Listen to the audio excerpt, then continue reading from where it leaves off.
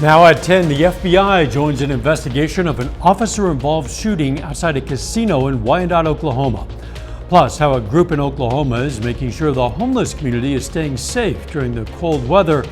And a Pitt State professor and lifelong Chiefs fan gets a chance to take part in Super Bowl events all week leading up to the big game.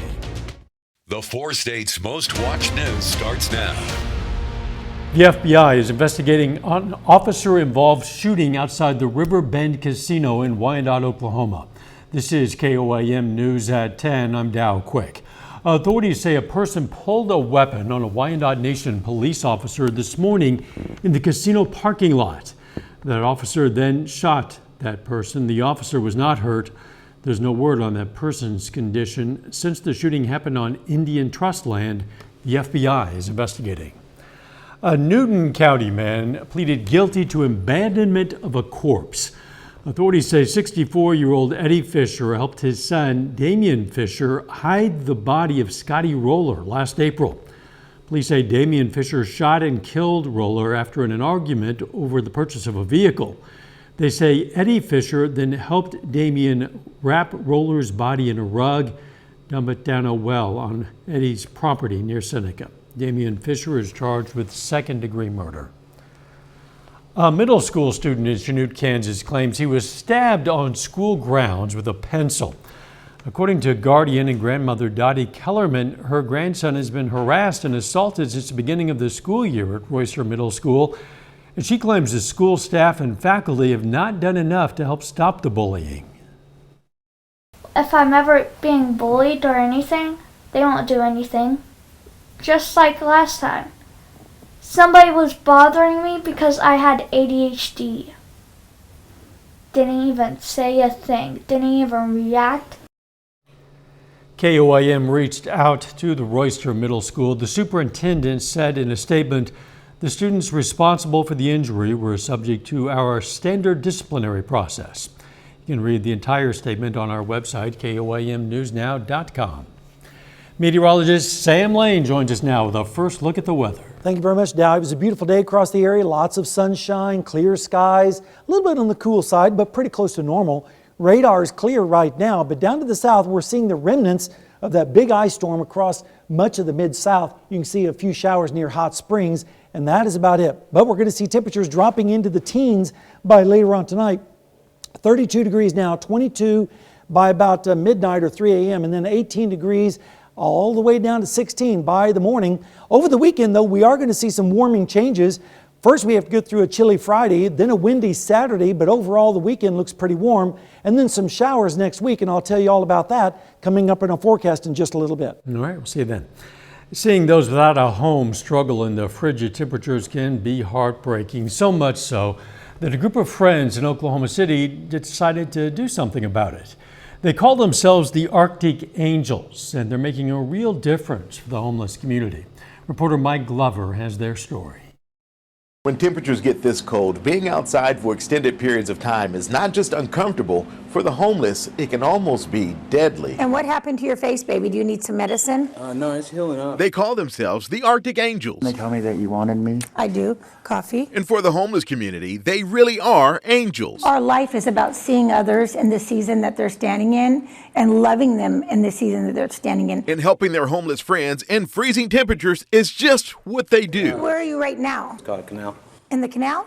We'll definitely put you in today, okay? The team currently has 145 homeless people in hotel rooms all across the city. We have 39 rooms here at the Green Carpet, 5 rooms at the Hospitality Inn, 2 rooms at Travelers Inn. And sadly, even with warm rooms available, there are still people not willing to come out of the cold. We go out there and beg them, but we can't bring them in. So what we do is bring heaters and propane and food and supplies. I mean, their tents are their homes. So you just can't pack up and leave with all your belongings in there because they'll be raided. They started their mission about 4 years ago after realizing the shelters weren't for everyone. The shelters are amazing, Yeah, absolutely. but they get filled up so quickly and people get put out so quickly. You know, we can get you inside permanently and get you help though, right? And with community help from churches and organizations across the city, the Arctic Angels are giving hope to the homeless. Don't cry, it's going to be a good day. The group says this is a commitment throughout the entire year, not just during the cold.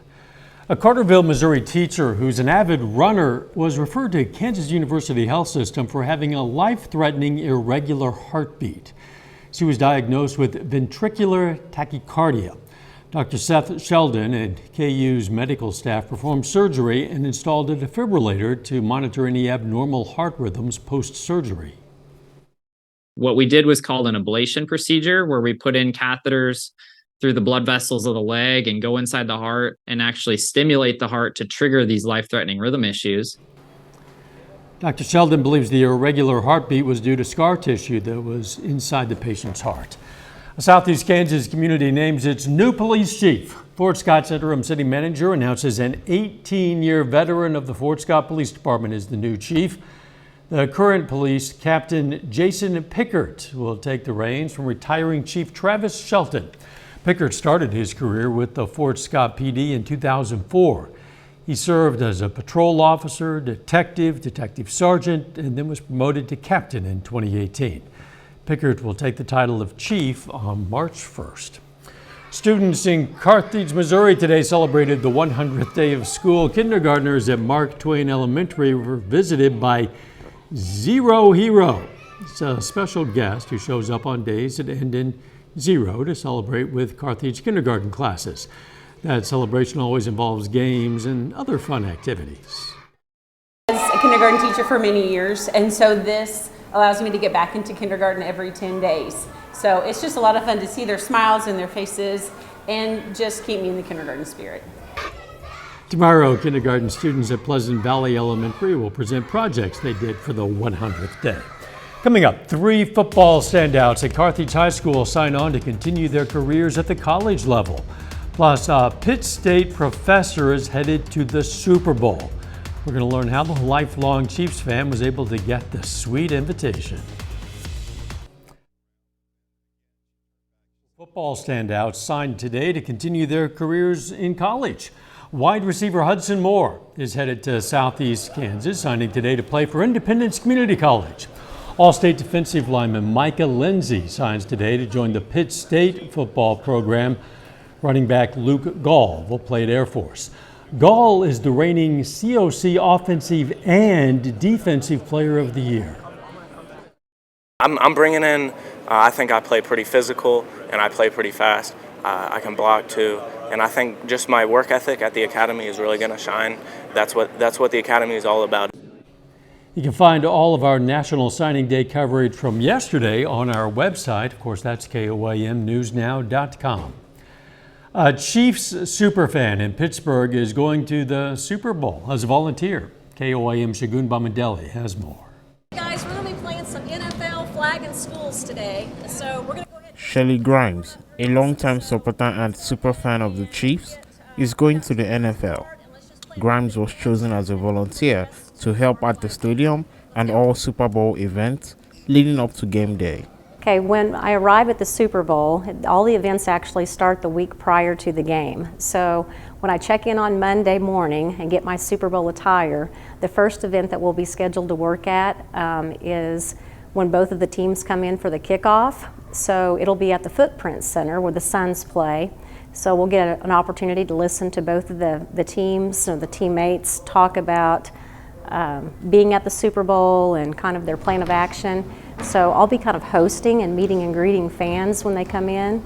And then all week long there's events leading up to the game. Grimes tells me what our role will be at the Super Bowl. I'll get to interact with the fans, I'll get to interact with the players, basically serving as a meter and a greeter and welcoming people to whatever location we're at, then of course welcoming them into the State Farm Arena on game day. Grimes took a leap of faith while applying for the position.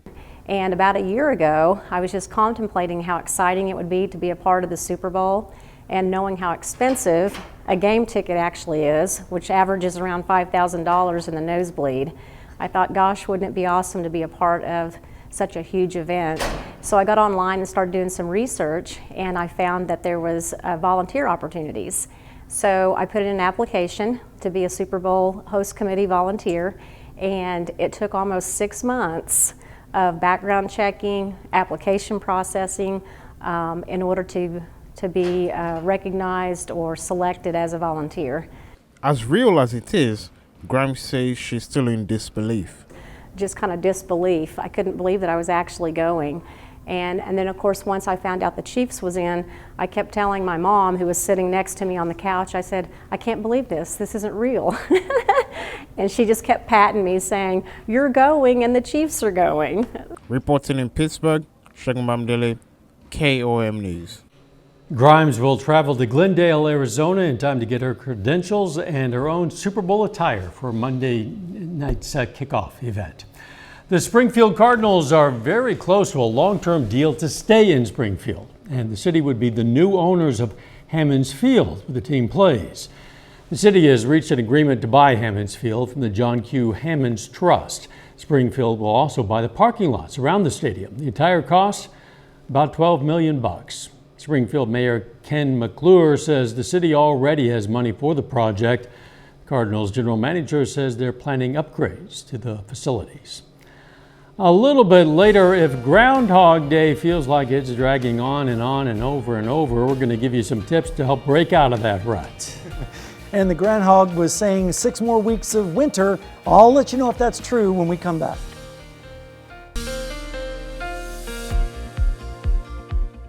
Well, the groundhog this morning said 6 more weeks of winter, and it looks like that's probably going to come true, especially if we take a look at the forecast. But first, let's get through the weekend.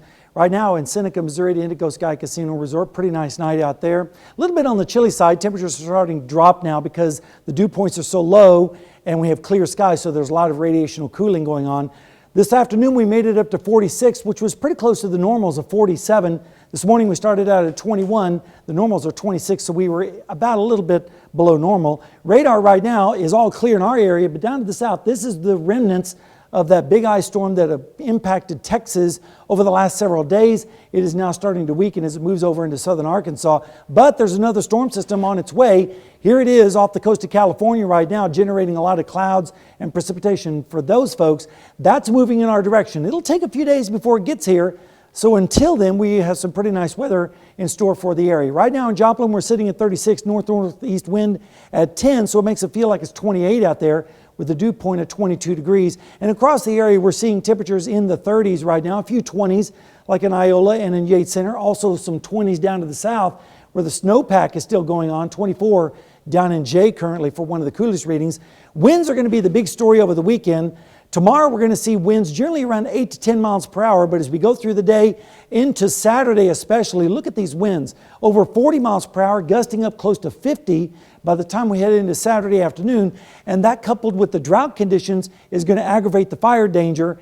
And then on Monday we'll see the winds pick up once again, especially up towards the north and west. And here's a look at the drought. It's still exceptional in parts of southeastern Kansas.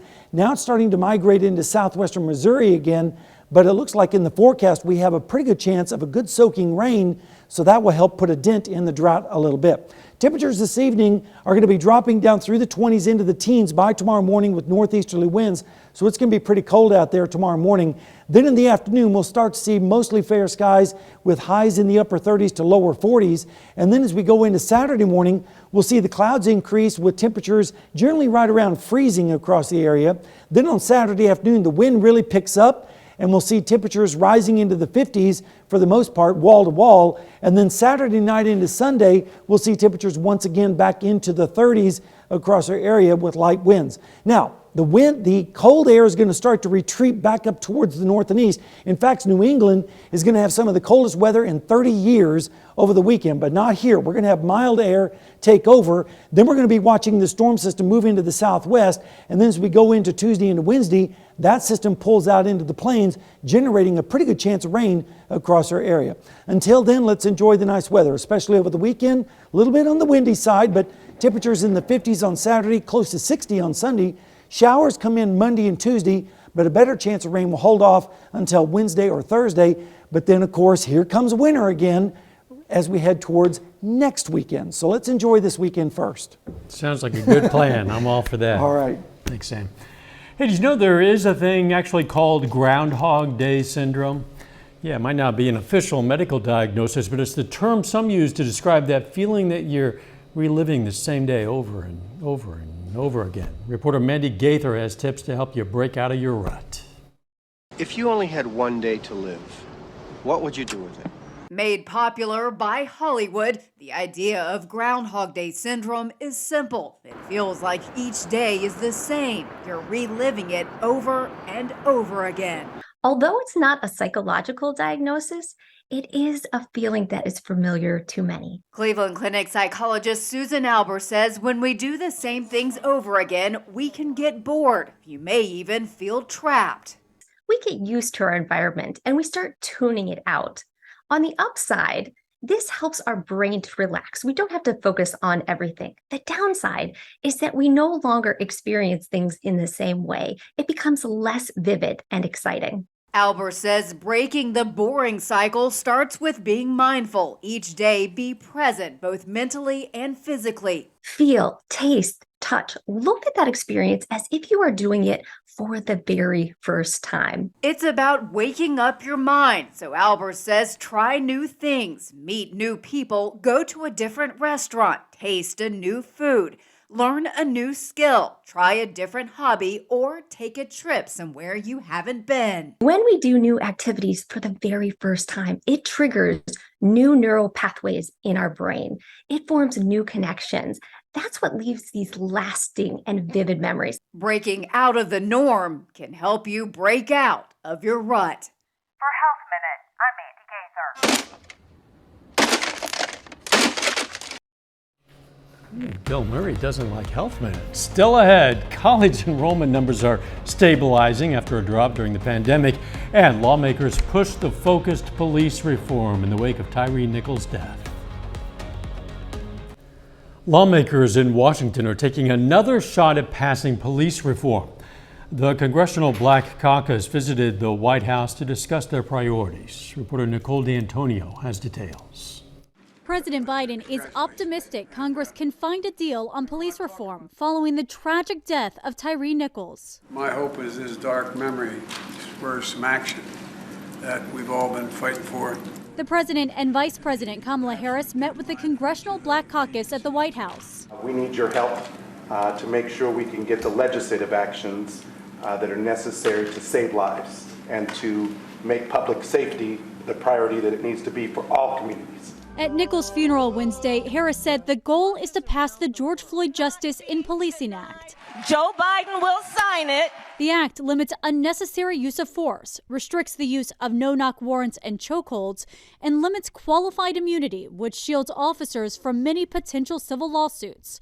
Republicans blocked its passage in 2021. We should have simple legislation. In a series of tweets, South Carolina Senator Tim Scott called the bill a non-starter and wants to find common ground solutions. I've had a couple of conversations with Tim Scott. House Speaker Kevin McCarthy says he's talking with his fellow Republicans to see what they can support. We want justice to be given.